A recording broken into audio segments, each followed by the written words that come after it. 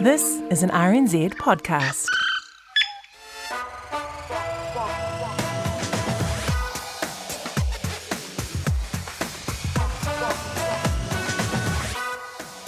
No mai, ki te hōtaka, all news to me. I'm Izzy and we've prepared a very special show for you.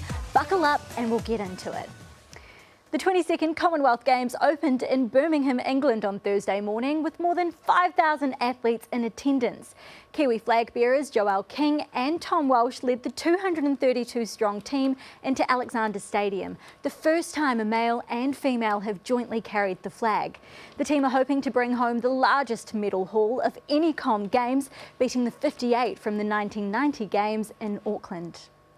Sticking with sports, the Manly Sea Eagles wore their first ever Pride jersey on Thursday night's clash with the Sydney Roosters.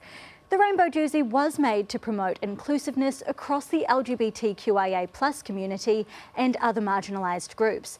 It was a controversial night, with 7 players choosing not to wear the jersey due to cultural and family reasons. The fans turned out in force to support. Both men's and women's jerseys sold out in 30 minutes. Interestingly, the jersey also sports a major gambling logo, and Manly's home ground is sponsored by a brewing company, neither of which seemed to cause an outrage amongst the playing roster. On to our wrap of the week in politics. Never before has Te Puke looked so good in July. Except it isn't Te Puke, it's Hawaii. An easy mistake for National Party leader Christopher Luxon, who said he was in the Bay of Plenty when he was in America. In the US, Donald Trump was back in action. He's trying to spark up support to run for president again. No, he's like a watermelon head. No, dummy. This was caused by Russia. Dr. Ashley Bloomfield has officially dropped the mic on his role as Director General of Health.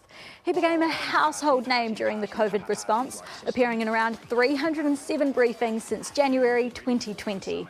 He's been named St. Ashley and the Curve Crusher by some, but admits he is still surprised at being recognised on the street. At the time of his resignation, he said he has no immediate plans for the future. People in a southwestern Japanese city have come under attack from monkeys that are trying to snatch babies and sneaking into nursery schools. How crazy. The attacks on 58 people since July 8 are getting so bad, Yamaguchi City Hall hired a special unit to hunt the animals with tranquilizer guns. The monkeys aren't interested in food, so traps haven't worked. They have targeted mostly children and the elderly. How scary is that? Ever wondered how Superboy band One Direction was formed? Well, it's been 12 years, but the X Factor have released a clip showing how the group was put together. It was widely believed that Simon Cowell was the mastermind behind the band, but it appears Nicole Scherzinger may have been the driving force, suggesting the boys should be a group, not individual artists. Like little stars, so you can't get rid of little stars, you know? So you put them all together. One Direction quickly became the biggest boy band in the world, and they were more than just singers, but fashion and style icons as well. Which leads us to this week's explainer. Beauty. What is it, and how much of what we see is real? So many filters, so many options. Do we even need them at all? Let's take a deep dive into photo manipulation. The good, the bad, and the beautiful. Photoshop, Facetune, airbrushes, filters. There are so many options for altering and adjusting digital images. But are we editing our appearance too much? And what impact does it have? There is a standard of beauty that is represented online, in the media, in movies, and on TV. This beauty standard reflects what is considered to be the most desirable body shape, what is the perfect skin type, how fit you should be, and the list goes on. But what we are exposed to isn't always as it seems. Digital editing plays a huge part in a lot of what we consume.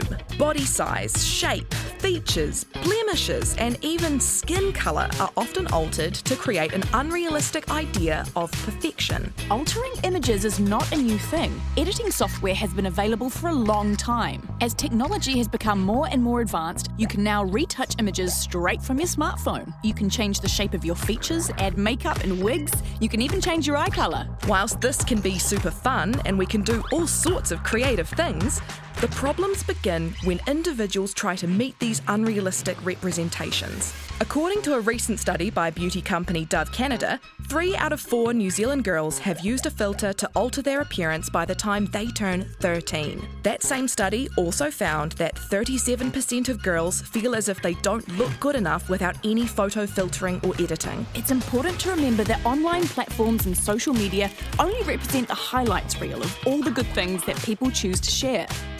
Of course, there are those that you will admire and their unique look or style may inspire you. But guess what? You are inspiring too.